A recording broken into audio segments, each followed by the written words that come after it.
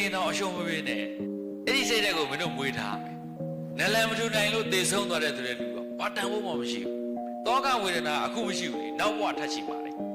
အဲ့လူရဲ့တစ်ခုခုပြဿနာဖြစ်တာနဲ့သေချောင်းကြံတယ်ဆိုတဲ့ညီစိုးကြီးကတန်တယ်တစ်လျှောက်ပါသွားမင်းဘယ်တော့မှမတိုးတတ်တော့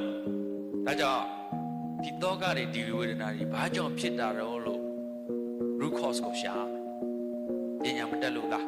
စီးပွားမရှာခဲ့လို့လားလူပေါင်းတဲ့မတက်လို့လားဒုံမို့စိတ်ရခံစားချက်တွေနောက်ကြည့်ပဲလိုက်နေလို့လားကိုယ့်ရဲ့ emotion တွေဘာတွေမထိန်နိုင်လို့လားအပျော်အပန်းကိုပဲအောင်ဆိုင်နေလို့လားဒါကိုပြန်စဉ်းစားရမှာလေအဲ့လိုစဉ်းစားတာကပညာပဲတော်ပြီကွာမစဉ်းစားခြင်းဘူးသေအေးတာပဲဆိုသေမအေးဘူးသေတော့ငရဲကြပုံးပူမှာနော်ဟုတ်လားဟာဗျာအခုဒီကနေမင်းတို့ရန်ကုန်သွားမယ်ဘယ်လိုသွားမလဲကားကြီးသွားမှာဗျာကားနဲ့သွားမှာနော်မှန်လားပါဗျာလမ်းကြောင်းသိကြတယ်နော်ဒီကနေအီရန်ကိုမင်းတို့ဘယ်လိုသွားမလဲပြစ်ချလိုက်မှာပေါ့အဲ့တော့ဘယ်လိုသွားမလဲမသိကြဘူး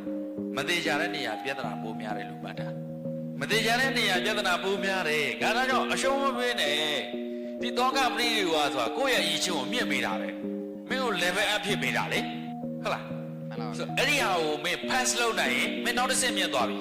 road တစ်ခုတက်သွားပြီ block ပျော်စရာကောင်းလဲဘဝဆိုတာအဲ့ဒါပဲဘဝဆိုတာအဲ့လိုမျိုးစိန်ခေါ်မှုတွေနဲ့ရှိနေမှလူကလုံလုံကြကြရှိတယ်